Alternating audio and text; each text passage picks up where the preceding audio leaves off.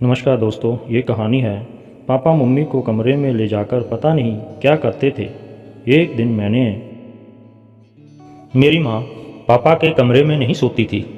अगर किसी रात पापा मम्मी को अपने कमरे में ले जाते थे तो मम्मी अगली सुबह रोते हुए बाहर निकलती थी।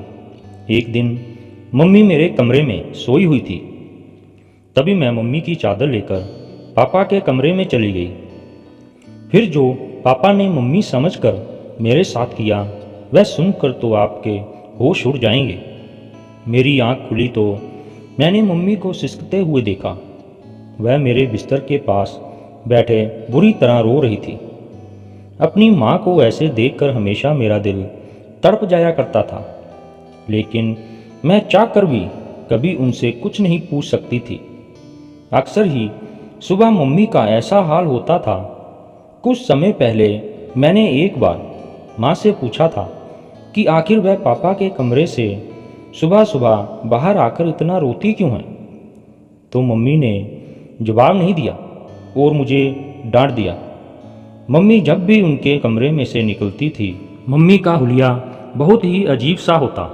उनके बिखरे हुए बाल और पुराने कपड़े एक अजीब सी मजबूरी सुना रहे होते। ये सिलसिला कुछ साल पहले शुरू हुआ और जैसे जैसे मुझे होश आ रहा था, मेरे लिए सब कुछ अचंभित होता जा रहा था। मेरे अंदर एक जुनून सा पैदा हो गया कि मेरा बाप आखिर मेरी माँ के साथ रात भर क्या करता है। इस सवाल ने मुझे बेचैन कर दिया था। मैं 16 साल की हो चुकी थी और अब बहुत सी बातें अच्छी तरह समझने लगी थी।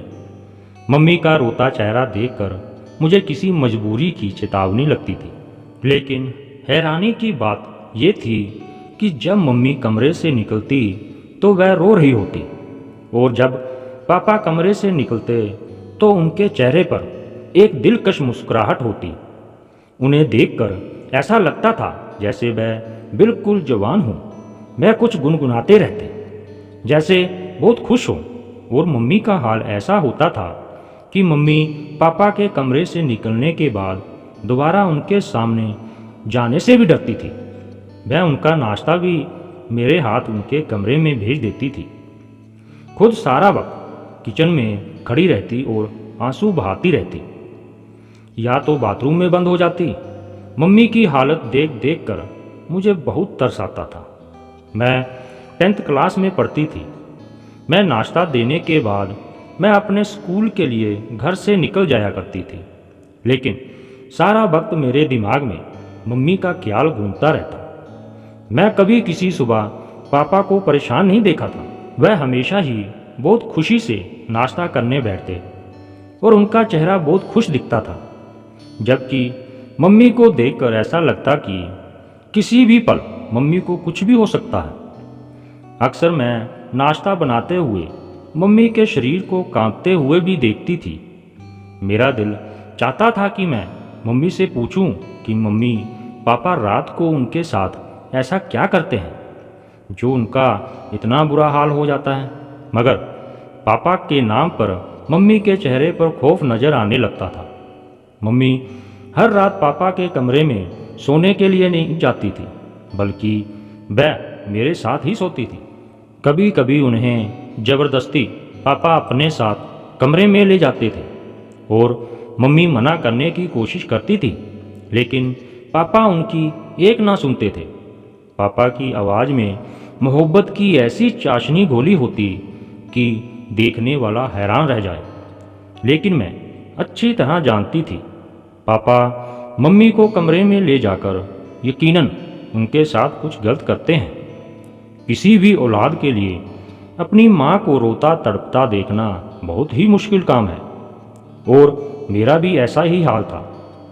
ना मैं पढ़ाई पर ध्यान दे पा रही थी और ना ही घर में मेरा दिल लगता था। मेरा दिल चाहता है कि मैं किसी भी तरह अपनी माँ को पापा के कमरे में ना जाने दूं, लेकिन मैं किसी तरह पापा को मना नहीं कर सकती थी। पापा तो मेरे सामने मम्मी के साथ बहुत ही मोहब्बत से पेश आते थे। घर में माहौल ने मुझे इस कदर परेशान किया था कि मैं छमाही इम्तिहान में बुरी तरह फेल हो गई। मैंने मम्मी पापा को रिजल्ट नहीं बताया, लेकिन मेरे दोस्त हैरान थी क्योंकि मैं पढ़ाई में बहुत अच्छी थी। वह बार बार मुझसे पूछने लगी कि मेरा ध्यान कहाँ रहता है।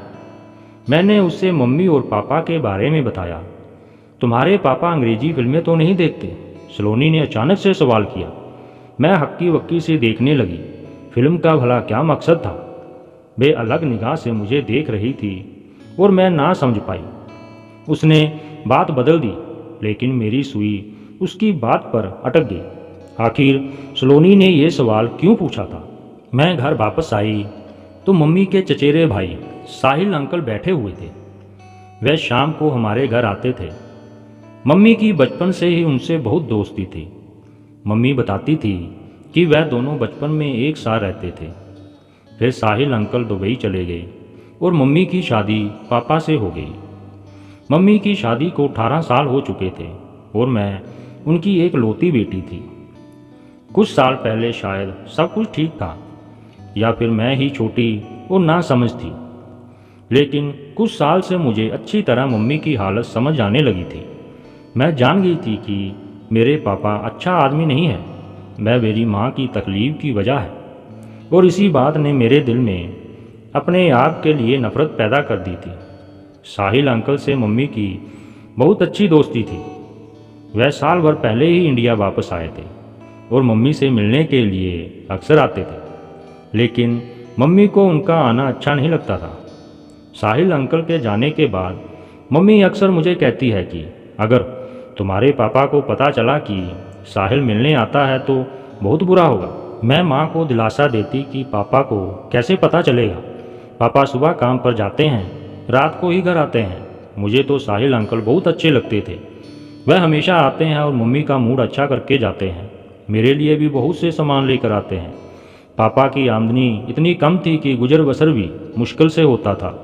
मम्मी ना जाने कैसे पापा जैसे जालिम इंसान के साथ ज़िंदगी गुजर बसर कर रही थी।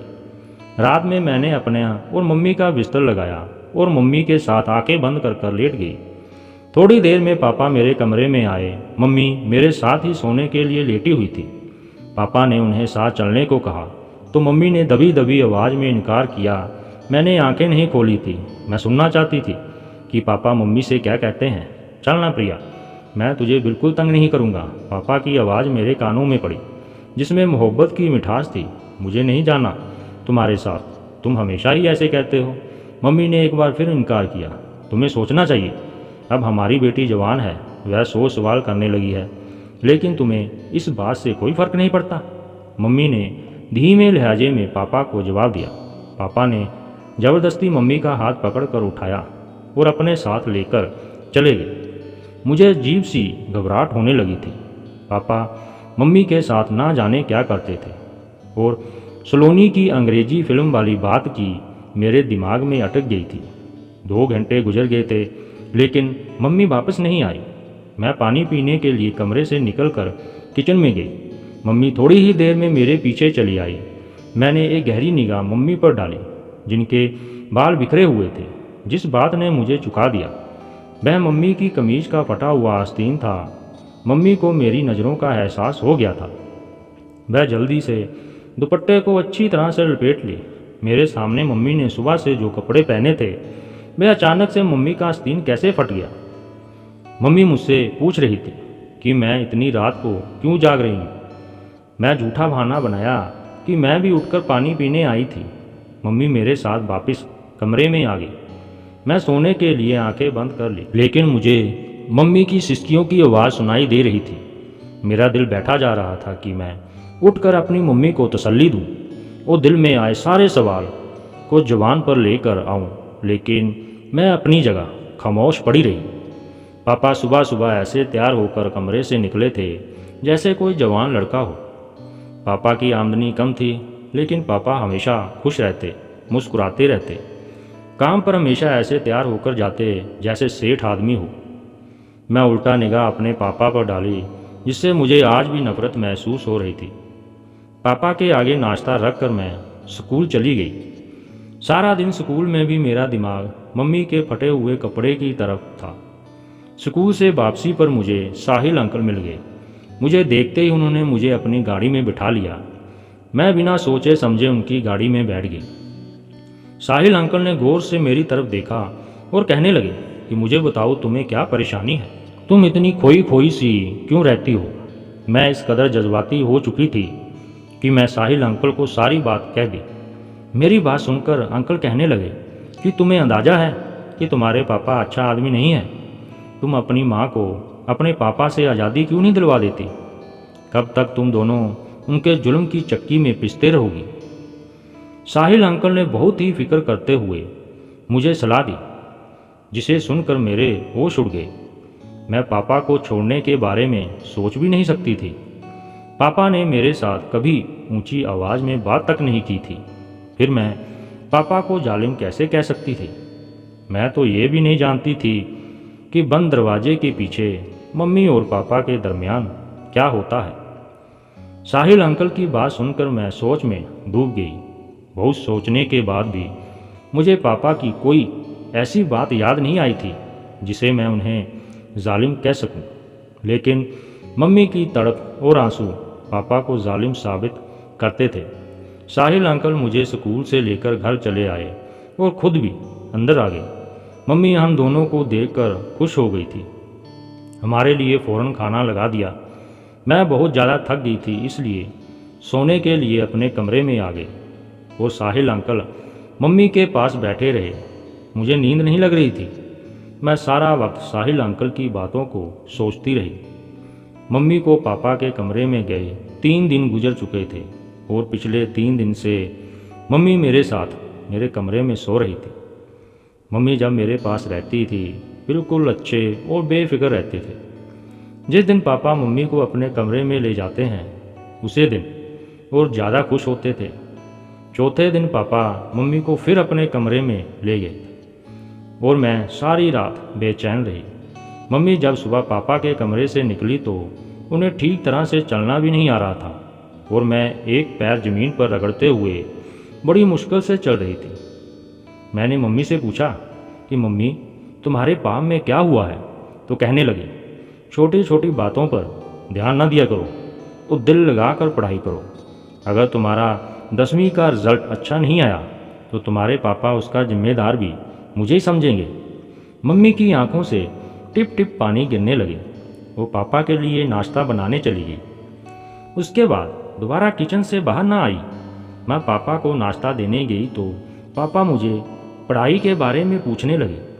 मैंने पापा से कहा मुझे मम्मी के बगैर नींद नहीं आती और वह मम्मी को रात को अपने कमरे में ना बुलाया करें।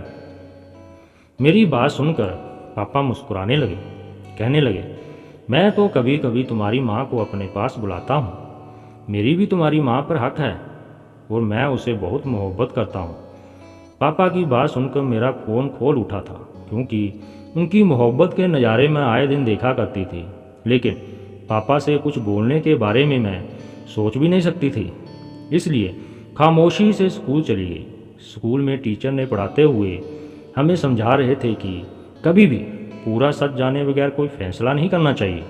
आधा सच हमेशा बहुत खतरनाक होता है, जो इंसान को बर्बाद करके रख देता है। टीचर की बात ने मेरा दिमाग की एक और खिड़की खोल दी थी। मैंने सोच लिया कि पापा का पूरा सच जानकर रहूँगी और फिर अपनी माँ को पापा से आज़ादी दिलवा दूँगी। अंकल ने मुझसे वादा किया था कि हर वक्त मेरी मदद करने को तैयार रहेंगे। मेरी माँ बिल्कुल मेरे जैसी थी। मैं उम्र में 15 साल की थी, लेकिन मैं बिल्कुल अपनी माँ की तरह थी। अगली रात मैंने खुद ही अपनी माँ को नींद की दवा देकर सुला दिया और खुद अपनी माँ की चादर ओढ़कर पापा के कमरे में चली गई। पापा के कमरे में छोटा सा बल्ब जल रहा था। पापा अंधेरी की वजह से मुझे मम्मी समझ बैठे थे। मुझे खुशी है कि प्रिया आज खुद चलकर मेरे कमरे में आई है। पापा मेरे करीब आए, मुझे कंधों से पकड़कर अपने बराबर में बिठा लिया। पापा के बराबर में बैठे मेरा शरीर कांप रहा था। मैं नहीं जानती थी कि उससे आगे मेरे साथ क्या होने वाला है, लेकिन आज मैं बड़ा सच जानना चाहती थी। पापा बहुत मोहब्बत से कहने लगे, प्रिया बेटी जवान हो रही है, ये कहकर तुम मुझसे इस कदर दूर हो गई हो, मुझे ज़बरदस्ती तुम्हें अपने कमरे में बुलाना पड़ता है। मेरा भी तुझ पर हक है। मैं मानता हूँ कि मेरी बेटी जवान हो रही है, लेकिन वह इतनी छोटी भी नहीं कि उसे ये ना समझे कि माँ बाप एक कमरे में एक साथ क्यों रहते हैं। तुम सारा दिन काम करके थक जाती हो, चल अब सुकून से मेरे साथ सो जा। मैं तुझे अपने करीब देखकर खुश हो जाता हूँ। पापा को अंधेरे की वजह से मेरा चेहरा नज़र नहीं आ रहा था और पापा ने खुद ही मुझे अपने तकिए पर लेटा दिया। वह बहुत आहिस्ता आहिस्ता मेरे कान के करीब होकर बातें करने लगे। वह कह रहे थे कि अपनी आमदनी का कुछ हिस्सा उन्होंने जमा कर लिया है, जिससे वह मेरी शादी करेंगे। उसके बाद जो कुछ पापा ने कहा वह सुनकर मेरे होश उड़ गए। वह कह रहे थे, मैं जानता हूँ कि साहिल ने एक बार फिर हमारे घर का रास्ता देख लिया है, लेकिन प्रिया, मैं तुझे बता दूँ, वह इंसान ठीक नहीं है और ना ही उसकी नीयत अच्छी है। पहले भी एक बार वह तुमसे बर्बाद करने की कोशिश कर चुका है और अब तो हमारे घर जवान बेटी भी है, इसलिए दामन थाम के रखना। पापा को अभी तक मालूम नहीं था कि मैं मम्मी नहीं बल्कि उनकी बेटी हूँ। पापा बहुत आहिस्ता से मेरे बालों में हाथ फेर रहे थे। वो कुछ ही देर बाद पापा को नींद लग गई। काफ़ी देर तक मैं पापा के पास लेटी रही, लेकिन पापा तो बहुत गहरी नींद सो चुके थे। मैं खामोशी से उठकर कमरे से बाहर निकल आई। पापा ने कुछ भी ऐसा नहीं किया था। साहिल अंकल और मम्मी को लेकर मेरे दिल में बहुत से सवाल पैदा हो चुके थे। अगली सुबह पापा रोजाना की तरह और उनका चेहरा ऐसा था जैसे मम्मी के साथ रात गुजारने के बाद हुआ करता था। मैं खामोशी से पापा का जायज़ा ले रही थी, लेकिन मुझे पापा के रवैये में कोई बदलाव नज़र नहीं आ रहा था। स्कूल से वापस लौटी तो घर के बाहर ही अंकल की गाड़ी खड़ी हुई थी। मैं हमेशा दूर से नमस्ते करके घर में आती थी, लेकिन आज मैं चोरों की तरह दबे पाँव घर में घुस गई। मम्मी और साहिल अंकल मेरे कमरे में एक साथ बैठे बातें कर रहे थे। उन्होंने मेरी मौजूदगी का एहसास नहीं था। जो कुछ मैंने अपने कानों से सुना वह सुनकर मेरे होश उड़ गए। मैं सोच भी नहीं सकती थी कि वह सच जिसे जानने के लिए मैं बेताब थी वह इस कदर भयानक है। मम्मी अंकल से हंसकर कह रही थी कि मैं अपनी गुड़िया के दिल में उसके बाप के खिलाफ पूरी तरह नफरत का बीज बोया है और वह दिन दूर नहीं जब मेरी बेटी अपने बाप के खिलाफ खड़ी हो जाएगी।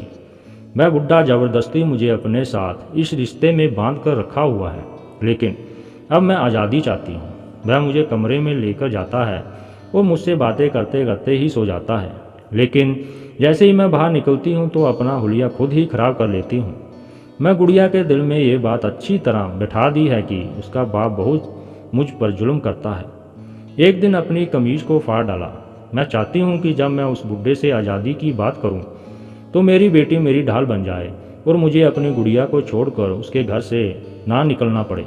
गुड़िया तो दुनिया को मेरी बेगुनाही और अपने बाप के जुल्म की दास्तां सुना देगी और मैं गुड़िया को लेकर तुम्हारी ज़िंदगी में शामिल हो जाऊंगी। साहिल अंकल को हंसते हुए कहने लगे कि हाँ, मैंने गुड़िया से भी कह दिया है कि उसे जब भी मेरी मदद की ज़रूरत होगी मैं चली आऊँगा। मम्मी साहिल अंकल से कहने लगी कि पहले की तरह तुम मेरे साथ बेवफाई ना करना। एक बार पहले भी तुम मुझे बीच रास्ते में छोड़कर चले गए थे।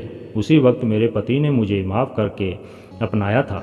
साहिल अंकल मेरी माँ के हाथ पकड़कर कहने लगे कि मैं बहुत मजबूरी में था, तुम्हारा हाथ छोड़ा था क्योंकि मेरे घर वाले इस बात के बिल्कुल खिलाफ थे कि मैं एक शादीशुदा औरत से रिश्ता करूं, लेकिन अब मुझे रोकने वाला कोई नहीं है। मैं पूरे दिल से तुम्हें और तुम्हारी बेटी को अपनाऊंगा। बस गुड़िया को किसी भी तरह ये सच पता ना चले कि उसका बाप जालिम नहीं बल्कि हम उसे जालिम साबित करना चाहते हैं। गुड़िया ही है जो हम दोनों को एक करवा सकती है। मम्मी ने साहिल अंकल को यकीन दिला दिया कि सब कुछ वैसा ही होगा जैसे उन दोनों ने सोच रखा है। वह दोनों हंसते हंसते थक चुके थे और मेरे कदमों तले ज़मीन निकल गई थी। मेरी माँ मुझे नहीं बल्कि मेरे बाप को भी पूरी तरह धोखा दे रही थी और वह मेरे बाप के घर में बैठकर एक दूसरे आदमी के साथ मिलती थी। वह नए रिश्ते की बात कर रही थी। मुझे पापा की बात याद आ गई कि साहिल ने पहले भी हमारा घर उजाड़ने की कोशिश की थी। मैं बहुत कुछ जान चुकी थी, इसलिए मैं कमरे के अंदर गई। मुझे देखकर मम्मी और अंकल चौंक उठे, लेकिन थोड़ी देर में उन्होंने अपने आप पर काबू पा लिया। अंकल ने मेरी तरफ चॉकलेट बढ़ाई। मैं चॉकलेट पकड़ने के बजाय मम्मी की शक्ल देखी और गुस्से में मम्मी से पूछा कि आपको मुझे बताना पड़ेगा कि आखिर आपके पापा से क्या परेशानी है। मम्मी जान चुकी थी कि उनके झूठ का पोल खुल चुका है, इसलिए मम्मी ने मुझे सारा सच बता दिया। मम्मी शादी से पहले अंकल से मोहब्बत करती थी, लेकिन साहिल ने उनसे शादी करने के बजाय दुबई जाकर नौकरी करने लगे और मम्मी की मोहब्बत को छोड़कर अपना कैरियर चुन लिया। बचपन की मोहब्बत में अपना रंग कच्चा ना होने दिया और मम्मी के दिल में साहिल अंकल की मोहब्बत का रंग बसा रहा। मम्मी के घर वालों ने मम्मी के लिए पापा को पसंद कर लिया। मम्मी जवान व खूबसूरत हैं, जबकि पापा उम्र में 10 साल बड़े थे और पापा सांवले रंग के थे, जबकि साहिल अंकल हैंडसम थे। मम्मी के लिए पापा का रिश्ता घर वालों की मर्जी से हुआ था और मम्मी ने अपने घर वालों की ज़बरदस्ती पर ही पापा से शादी तो कर ली, लेकिन वह कभी पापा को दिल से अपना ना पाई।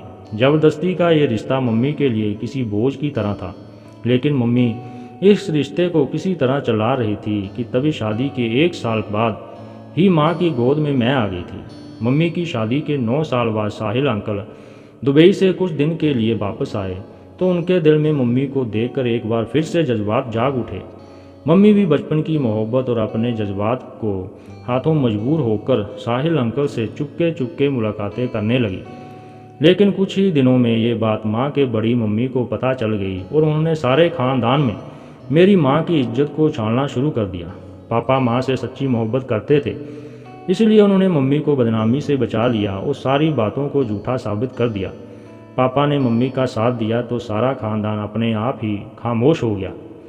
बड़ी मम्मी के हाथ मेरी माँ तो ना आई सकी, लेकिन उन्होंने साहिल अंकल पर सख्ती की और उन्होंने ज़बरदस्ती वापस भेज दिया। मोहब्बत का जो रंग की तरह बैठ गया था, उसे 1 साल पहले साहिल अंकल ने दोबारा जिंदा कर दिया। अंकल हमेशा के लिए इंडिया आ गए थे और एक बार फिर वह मम्मी के पीछे दीवाने हो गए थे। मम्मी को तो पहले ही दिन से पापा पसंद नहीं थे, हमारे हालात भी कुछ खास नहीं थे, जबकि साहिल अंकल के पास दुबई का पैसा था और मम्मी के लिए पापा को छोड़ना कुछ मुश्किल नहीं था। लेकिन परेशानी ये थी कि पापा मुझसे भी बहुत मोहब्बत करते थे और मम्मी भी मेरे बगैर नहीं रह सकती थी। इसलिए मम्मी ने जानबूझकर ये सारा खेल रचाया और मेरी नज़रों में पापा को गलत साबित कर दिया। मम्मी हमदर्दी बटोर कर मुझे अपने साथ ले जाना चाहती थी, इसलिए हमारे सामने पापा को जालिम साबित किया और खुद बेचारी बनकर रहने लगी। इतने साल से मैं यही सोच रही थी कि पापा तो कभी ऊंची आवाज़ में हमसे बात तक नहीं की, फिर वह बंद कमरे में माँ पर जुल्म कैसे कर सकते हैं। मैंने माँ से साफ साफ कह दिया कि अगर आपको उसके घर जाना है तो आप जा सकते हैं, लेकिन मैं अपने भोले वाले और वफादार बाप को नहीं छोड़ सकती। साहिल अंकल जो पहले ही मम्मी को 2 बार छोड़ चुके थे, मम्मी उनसे ना जाने कैसे तीसरी बार उम्मीद लगाकर बैठी थी। मुझे साहिल अंकल की आंखों में आज पहली बार अपने लिए सिर्फ और सिर्फ ख्वाहिश दिखाई दी थी और मैं जान गई थी कि उस ख्वाहिश को पूरा करने के बाद मम्मी उनके किसी काम की नहीं रहेगी। मम्मी ने मुझे आगे के सुहाने सपने दिखाकर इस बात के लिए मजबूर किया कि मैं उनके साथ चल पड़ूं और पापा को छोड़ दूं। लेकिन मेरे लिए पापा को छोड़ना इतना आसान नहीं था। वो मेरे लिए मेरे पापा ही सब कुछ हैं। अगर मेरे सामने सारा सच ना आता तो शायद मैं कुछ गलत फैसला कर बैठती, लेकिन भगवान का शुक्र है कि मैंने अपनी आंखों से सब कुछ देखा था, वो कानों से सुना था। लेकिन मम्मी अंकल के साथ जाने के लिए राज़ी नहीं थी। लेकिन जब अंकल ने देखा कि मैं किसी तरह उनके काबू नहीं आऊँगी और ना ही मम्मी के साथ चलूँगी, तो एक बार फिर मम्मी से अपनी राह जुदा करके मम्मी को छोड़ गए। मम्मी को पता चला कि साहिल अंकल मम्मी के लिए नहीं बल्कि मेरे लिए हमारे घर के चक्कर काट रहे थे। वह बहुत ही चालाक और मक्कारी इंसान थे। उन्होंने मेरी माँ की मोहब्बत को पूरी तरह अपने फ़ायदे के लिए इस्तेमाल करने का सोचा था।